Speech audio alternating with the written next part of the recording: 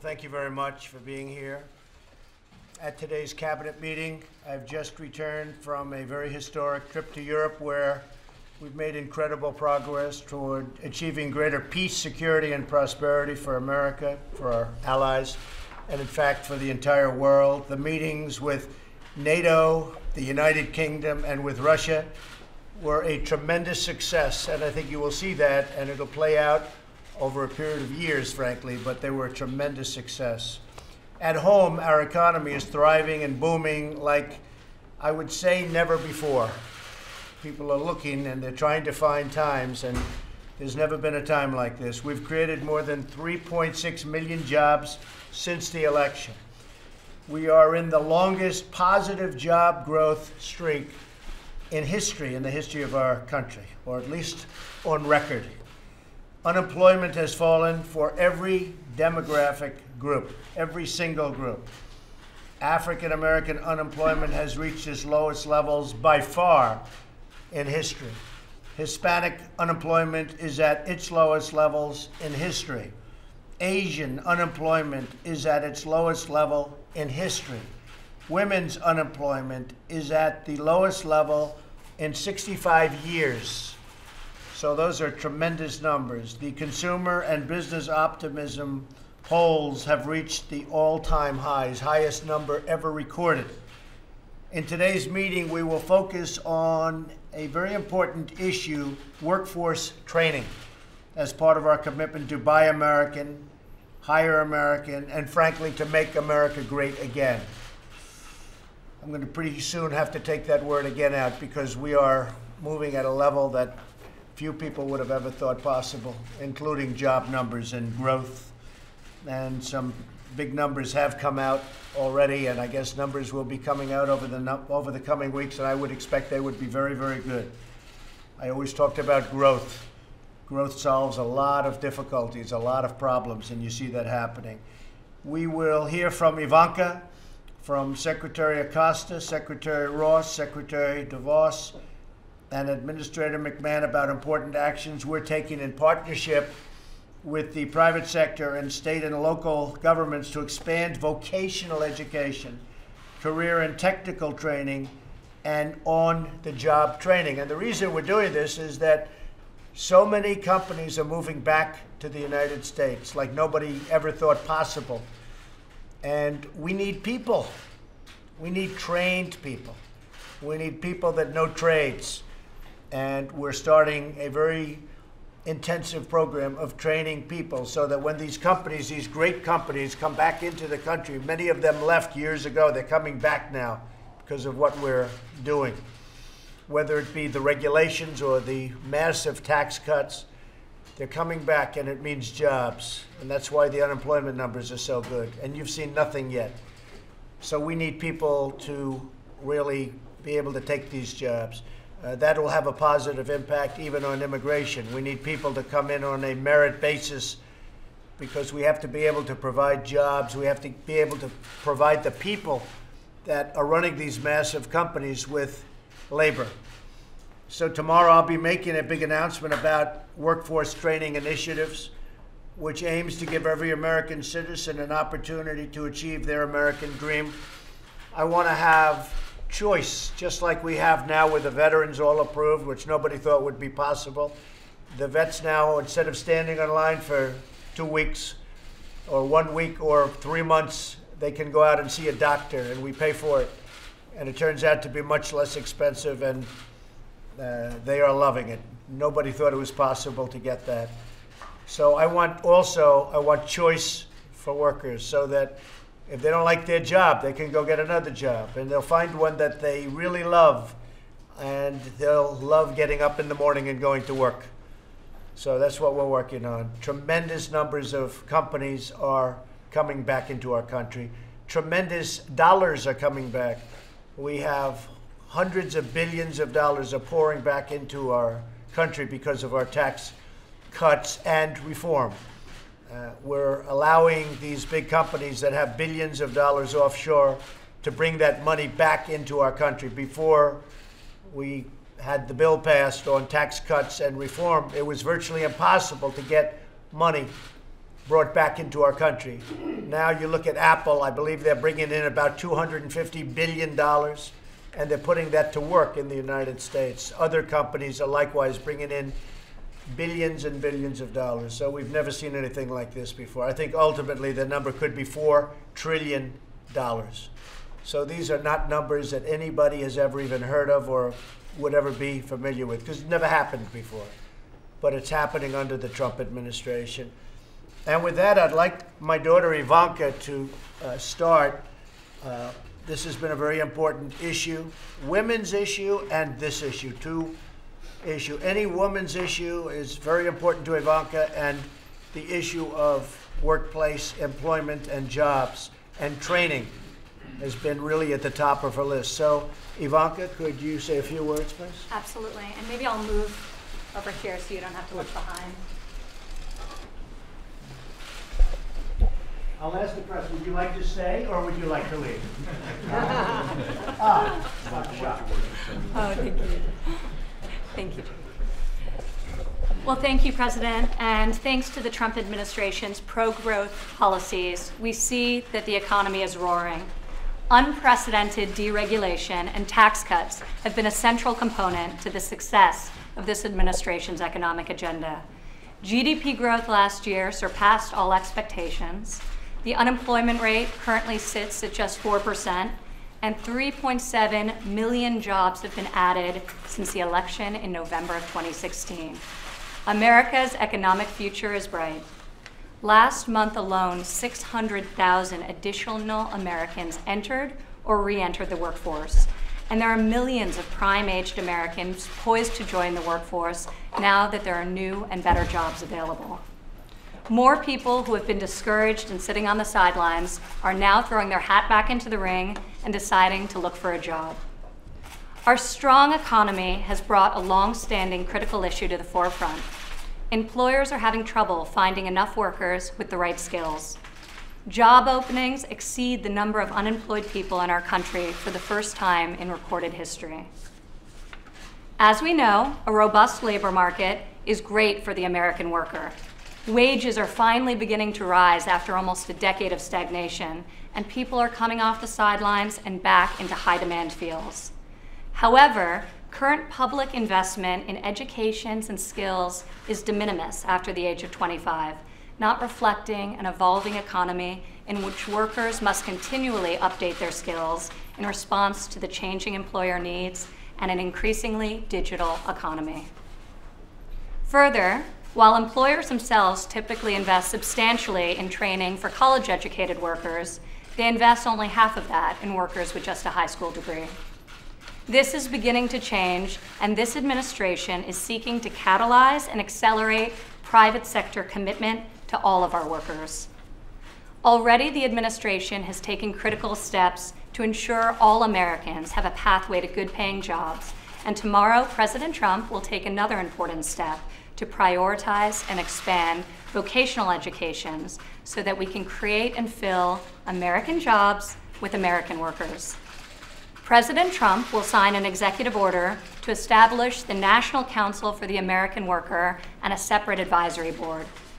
The council will work to develop a national workforce strategy and bring together cabinet-level leadership to build upon the successful work already being done and to further amplify that. Secretary DeVos has been working very hard over the last 17 months to ensure that the skills being taught in our classrooms align with those in demand in the modern economy. Secretary Acosta has been working to expand apprenticeship and to increase access to vocational education. Secretaries Mattis and Acting Secretary Wilkie have shown tremendous leadership in working to help transition our military service members into the workforce at the time their service draws to a close. Director Mulvaney and his team at OMB have put forward an exciting and ambitious plan to merge the Departments of Education and Labor so that we can holistically think about the role of education and the workforce. And Administrator McMahon has been traveling around the country and listening to the needs of small business, which now, for the first time in a very long time, now that deregulation has occurred and tax cuts have occurred, are citing the lack of skilled labor as their #1 constraint to growth. In addition to this U.S. Government Council, an advisory board co-chaired by Secretary Ross, thank you, Secretary, will bring together some of the most prominent employers and the country's largest employers to create public-private partnerships and develop recommendations for the implementation of this national workforce strategy. Recognizing that the American workforce is our country's greatest national asset, tomorrow President Trump will call upon the private sector and industry leaders to do their part and invest in the advancement in our current and future workforce. We are asking them to sign a pledge to the American worker, and commit to expanding apprenticeships, increase on-the-job training, and providing Americans from high school to those near retirement with concrete opportunities to obtain the skills that will enable them to contribute to the economy and provide for themselves and their families. We'll also continue this campaign, and Secretary Ross and I will continue to engage the private sector to have more and more people sign this pledge and affirm their support. Whether it's opportunities for high school students to learn the skills to go straight into a job and avoid incurring student debt, or a mid to late career worker who needs to be retrained because their job is at risk of being lost to automation. We have to be thinking about the whole spectrum as we think about lifelong learning, and we need to engage the private sector to be our partner in that. These are real jobs, and these are new opportunities for growth, and we're confident that industry will partner with us to accomplish our goals of filling all vacant jobs with qualified workers. Following this launch of this initiative, we'll continue to press these companies, but also we'll work with governors and ensure that as the president visits states across the country, that they are mobilizing their largest employers to also sign the pledge and affirm their commitment to the American worker. I look forward to working with each of you in this room and the private sector to ensure that Americans are all provided with opportunities to thrive in this booming economy.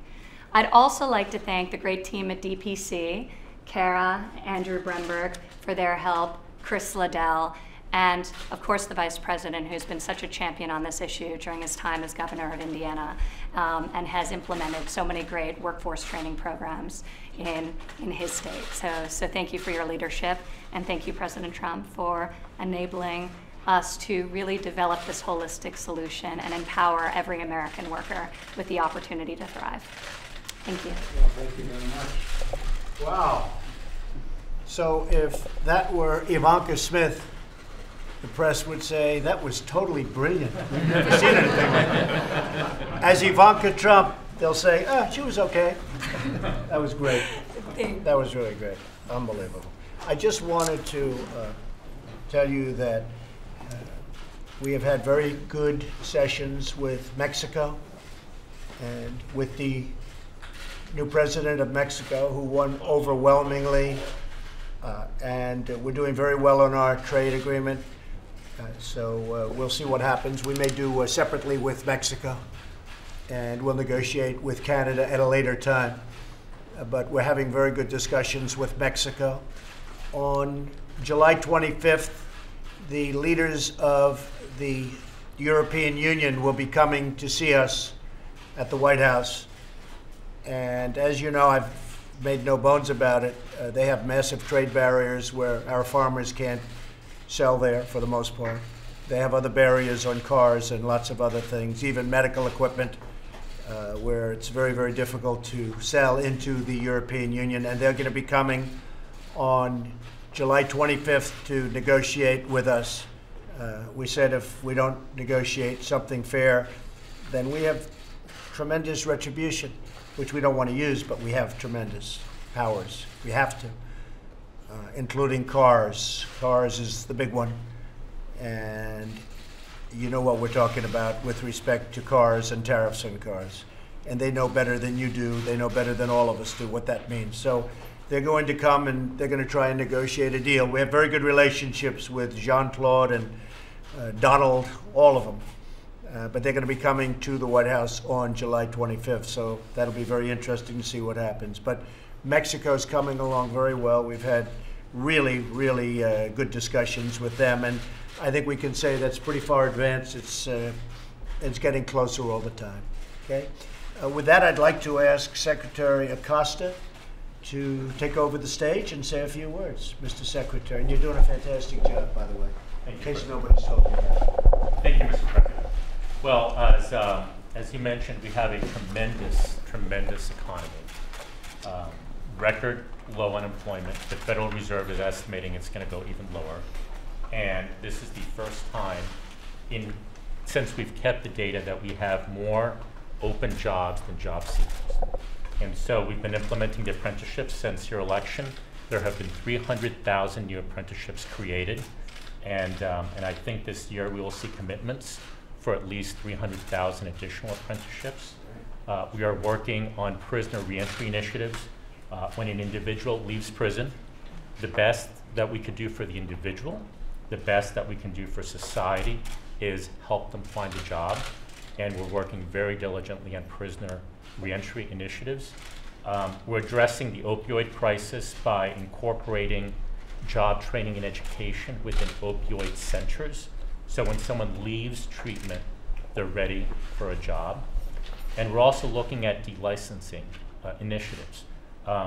The states have various occupational licenses, and that's often a barrier to entry. You sign the executive order on military spouses, and that executive order took important steps to make it easier for military spouses to find jobs as the service person moves from base to base. We're working with the Department of Defense. More generally, state occupational licenses are a barrier to entry. We have more than 1 million individuals who could be working right now, who according to Federal Reserve studies are not in the workforce because of state occupational licenses, and that's a problem. And so we're working very aggressively to bring more individuals into the workforce. This month saw the first uptick in the unemployment rate, and it's important to highlight the reason why. More people found jobs, but for the first time we had a record number of people coming off the sidelines and saying, we want jobs too.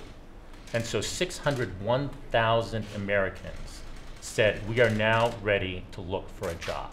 And that is great news, because people are starting to re-engage and look for jobs, and that's what this economy needs. And so I think this initiative is going to build on the work we've all been doing, but bring us all together in a very unified way. So. Well, that's really fantastic. Could you maybe discuss for just a moment, people coming out of prisons over the years have just been absolutely, they've had such a problem getting jobs. And now for the first time, maybe ever, and to a large extent it's because of the job we've done in creating all of this enthusiasm in the great economy. People are hiring people out of prison, and they're loving it. I'm hearing from, in one case, a friend of mine hired 10 people. And of the 10 people, he didn't give me the exact number, but I will tell you, he said these are incredible people.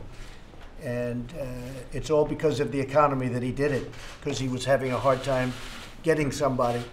So would you explain a little bit about what's going on there? Because it's such a big topic, and it affects so many people.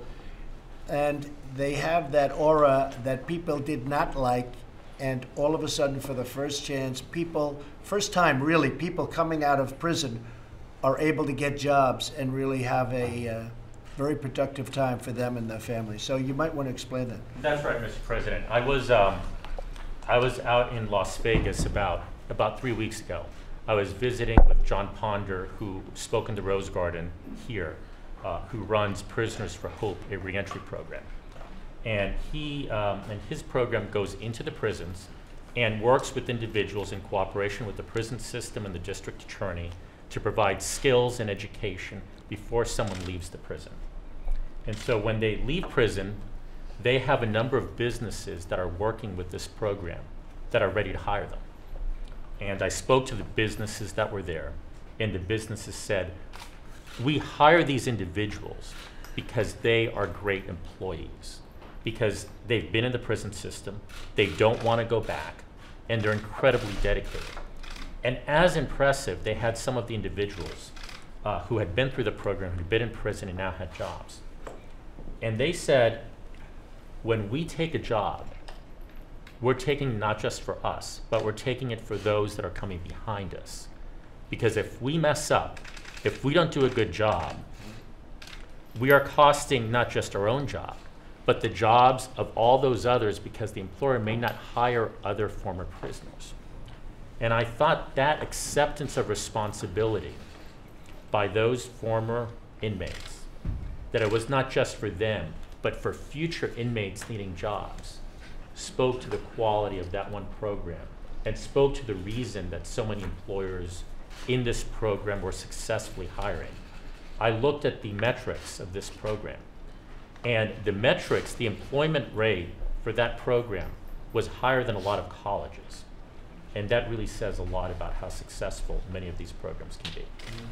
Well, there's never been a time like this for people coming out of prison getting jobs. There's never been anything close. And so the economy is turning out to be our best friend.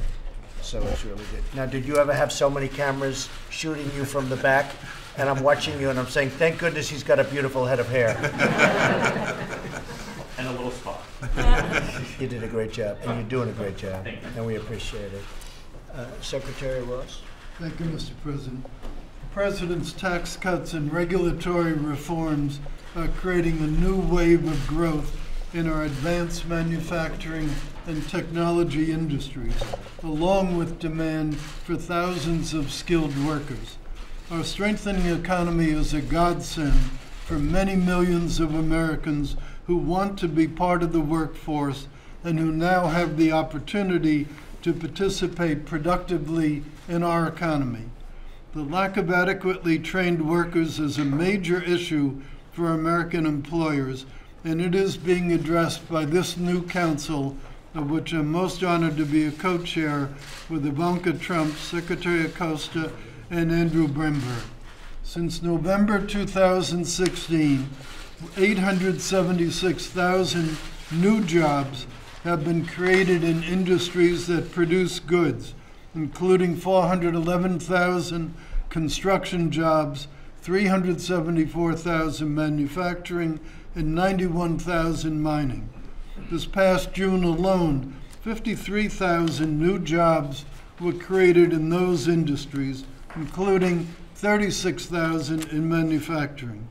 These sectors produce the wealth, the technological innovation, and high-paying jobs needed for a modern industrial economy. It's imperative that we keep this momentum going. For example, Foxconn broke ground last month on a $10 billion factory in Mount Pleasant, Wisconsin. They'll employ 13,000 workers making state-of-the-art LCD screens. Foxconn and the hundreds of other companies that are expanding will need thousands of skilled workers adept at digital technologies, not only on the factory floor, but throughout the entire business enterprise. They will also need staff at the highest end of the skills spectrum, and we don't have enough of them. In 2016, there were 4,000 fewer full-time American STEM graduate students than there were in 2009. But over the same period, the number of foreign full-time STEM graduate students has increased by almost 70,000, and they mostly return to their home country after they finish their education. The shortage of the most highly trained technologists and engineers is both an economic and a national security issue. One of the biggest risks our employers and our military contractors face is having foreign nationals steal their important intellectual property and provide it to overseas governments. Just last week, Apple filed criminal charges against one of its former Chinese employees for stealing IP about the company's autonomous vehicle development program. That engineer is accused of providing trade secrets to Apple's principal competitor in China, X Motors. Training thousands more Americans for these sophisticated engineering jobs would substantially reduce such risks. But the burden of filling skills gap is falling directly on employers. Organizations with more than 100 employees spent $91 billion on worker training last year, almost 30% more than in 2016, and about 0.5% of our total economy. These numbers echo what we experienced on the task force on apprenticeship expansion. That task force accomplished a great deal, as you heard from Secretary Acosta, outlining key reforms that Department of Labor is making to the apprenticeship system. President Trump's new executive order now creates the National Council for American Workers to look at systematic issues that span our entire education and training system. It also establishes a new American Workforce Policy Advisory Board to be housed at the Department of Commerce. We will raise awareness of the job opportunities that are available for skilled American workers. We will recognize the companies and organizations that are successfully closing the skills gap. Look forward to chairing this new council with Secretary Acosta, Andrew Bremberg, and Ivanka Trump, and working with all the members of the council and with the American Workforce Policy Advisory Board. Thank you. Thank you, Willie. That's very good. I thought I'd ask Secretary of State Pompeo to give us a little talk on some of our most recent activities, and maybe you could also touch on North Korea just for a couple of minutes. Mike, if you don't mind. I'll do that, Mr. President. Maybe I'll start there on North Korea. Fine. So I traveled to Pyongyang for the third time. We made progress on some issues. There's a lot of work to do. It may take some time to get where we need to go, but all of this will be taking place against the backdrop of continued enforcement of the existing sanctions. The North Koreans reaffirmed their commitment to denuclearize. We're making progress along the border to get the return of remains, a very important issue for those families. We think in the next couple of weeks we'll have the first remains returned. That's the commitment. So progress certainly being made there. Still a fair amount of work to do, but a very hopeful place that we find ourselves with making this strategic change for North Korea and giving them an opportunity for a brighter future for their people. Mr. President, I've turned to the trip to NATO when I was with you in Brussels. I've known this NATO issue since I was a young soldier. It's been a while. And this is the first time I have seen the leaders of NATO understand fully the responsibility they have to make sure that they spend the money they need to protect themselves from the threat from Russia. The President, as everyone knows, made clear this obligation. He made clear our continued commitment to support them, but also the need for appropriate burden sharing. And we saw real progress. I had my counterparts, foreign ministers and heads of state, say to me they take this obligation seriously. They understand President Trump's view of this and the fact that their continued increase in their defense spending will make their country safer and make NATO stronger. So I think a fantastic outcome from the day and a half that we all spent there, led by the President in Brussels. I then departed your trip and went to Mexico City, led a delegation along with Secretary Mnuchin, Secretary Nielsen, and Jared. We met with President Peña Nieto and the incoming President López Obrador. And again, there are many issues on our plate. We made clear to them that the migration issue must be resolved, that we need to have strong borders. We talked to them about trade, and there'll be more, I think, in the coming days to talk about the progress we're making on trying to resolve the issues on NAFTA. I'm very hopeful there. We talked about all the other issues between our two countries. It really set the tone that followed the President's conversation with the President-elect just shortly after the ballots were counted in Mexico.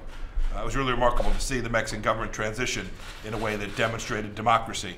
No protests in the streets. It was a compliment both President Peña Nieto and President Obrador for conducting an election in the way that they did with respect. And then traveled to join the President in Helsinki.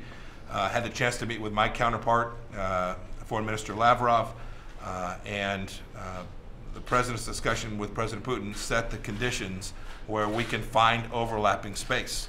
Counterterrorism, the Russians on the treaties that they're in violation of, a place where we can now begin to have important dialogues to put that relationship in a place where we reduce the risk to the United States from threats from Russia. So I think overall a very positive set of meetings we've had over the last 10 days, Mr. President. Yes, great job, Mike. Thank you very much. Betsy? Go ahead. Well, thank you, Mr. President. Back to the issue of workforce development, and thank you for your commitment to leading opportunity for all American workers. As we know, when we look at our K-12 system and those young people coming up, our country has fallen behind our international competitors. Today, in our PISA scores, we are 23rd in reading, 25th in science, and 40th in math. We have a significant opportunity to improve things for young people, and there's essentially a fundamental disconnect between education today and the preparation of our young people and today's economy and the opportunities there. What we're doing and what we're working toward from a higher ed perspective is working with Congress to authorize short-term Pell grants that can be used for some of the programs that Secretary Acosta has alluded to. Today there are fewer and fewer traditional students pursuing higher education. We need to acknowledge that. We also need to acknowledge that there are many more innovative ways to provide education opportunities to students. And so we are working on reforming accreditation and regulations that stifle innovation and creativity when it comes to higher education. We are deploying the $200 million that you have suggested be invested in STEM education, and the competitive program will be up and running this fall.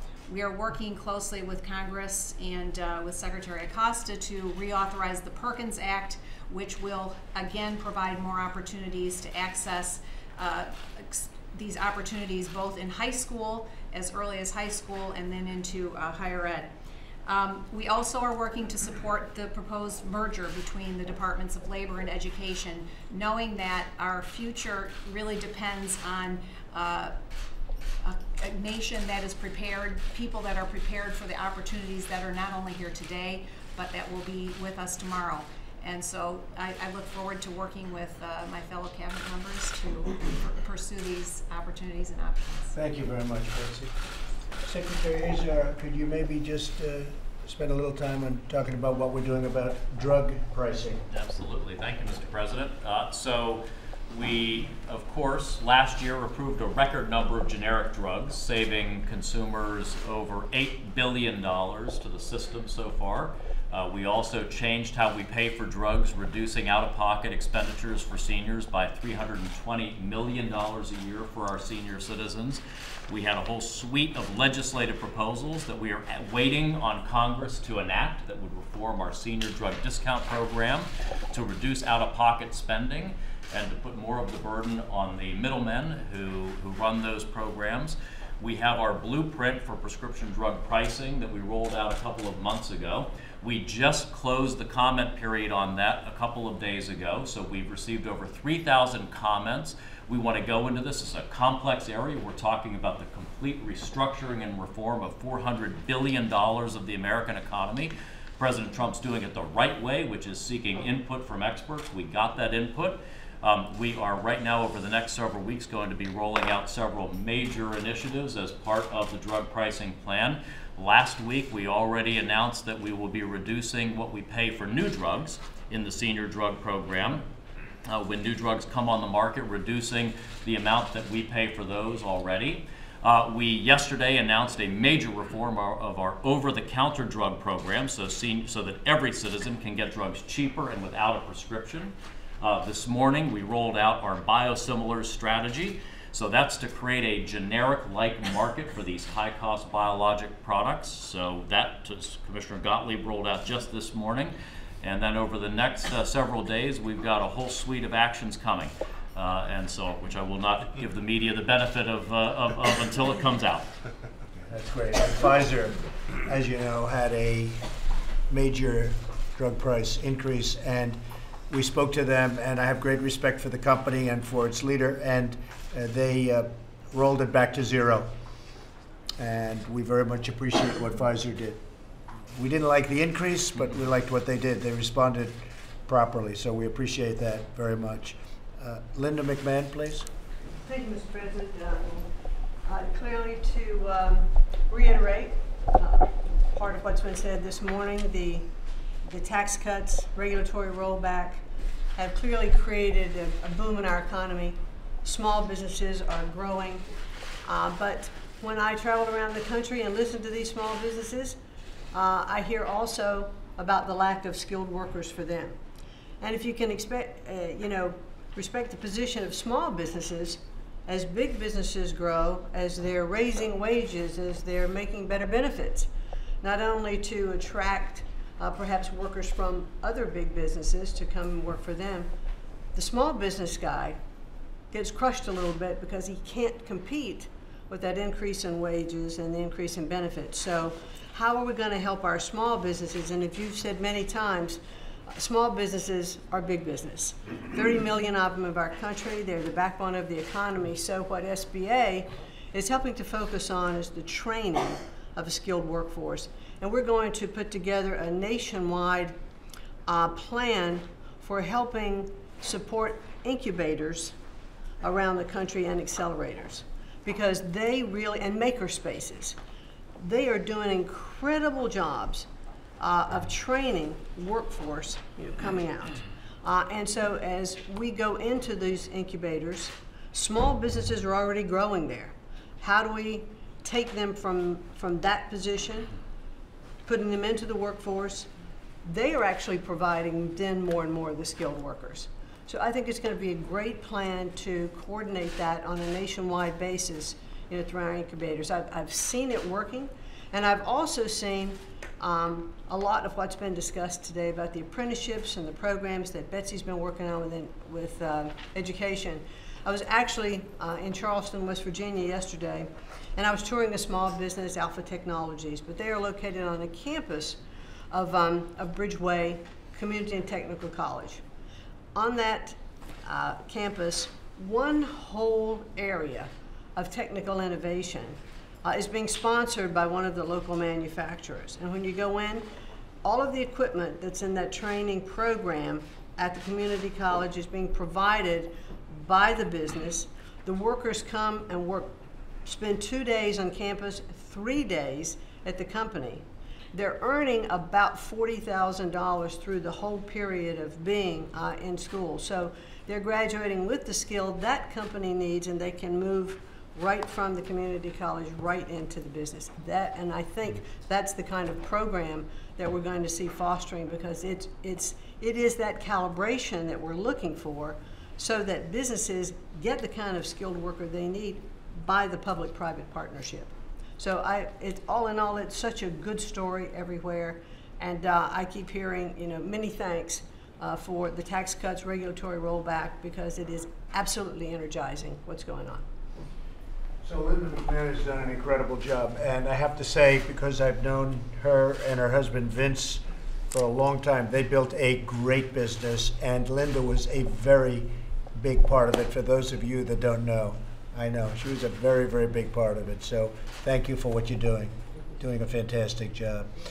Ben Carson, say a few words about HUD, please. Well, one of the big initiatives that's been going on recently is we put together a Section 3 task force.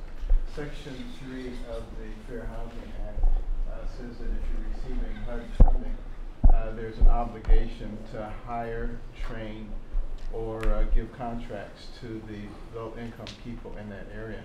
People have found all kinds of reasons to get around it, but we've almost finished reformulating it so that we remove a lot of the barriers that disincentivize people from utilizing it. And I think that's going to make a huge difference. And also with the Envision Centers, we're going to be gathering the information about all of the apprenticeship programs and training programs, so that when somebody comes in, they're not confused. We'll have people who will help shepherd them, because we have a tremendous workforce out there just waiting to be trained. And if we make it available to them, I think a lot of them will take advantage of it. Great. Thank you, Ben. Great, appreciate it. If I could ask, because it's very much in the news, Sonny Perdue, Secretary of Agriculture. I love the farmers, and we're breaking down barriers. One of the things I'm doing, as you know, with these trade deals that have been so unfair to our farmers and to our workers and to our companies from other countries, We're talking about it all the time.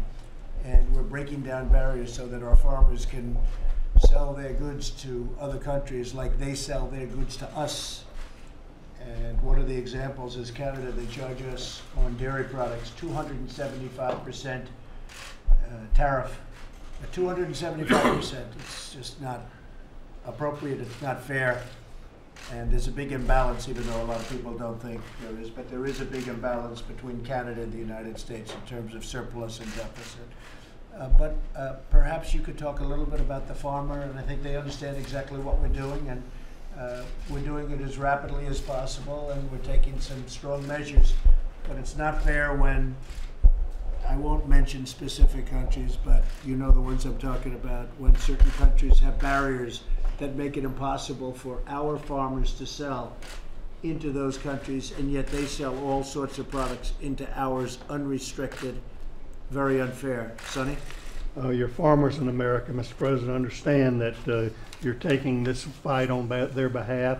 I used a metaphor yesterday. It's a little bit like weight loss. It's a little painful in the meantime, but they're looking forward to being a winning later on. So I think they understand that. Obviously, you may not name those countries, but you've talked about in the past the EU and China playing very unfairly with the non-tariff barriers they've had in place for many years.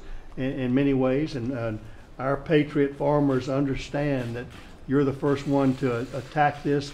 They're very anxiously awaiting the wins, and we hope that the deal with Mexico and then Canada can come along very quickly behind that. But they're with you. They're hurting actually economically. They are strong American values, and they believe that you're an American first president, and they want to be with you. We just need to help their pocketbooks. Well, I am, and I will say that if you look at soybeans, I looked at a chart the other day that came out recently, just prior to the election. 5 years before that, soybeans have been cut in half price-wise.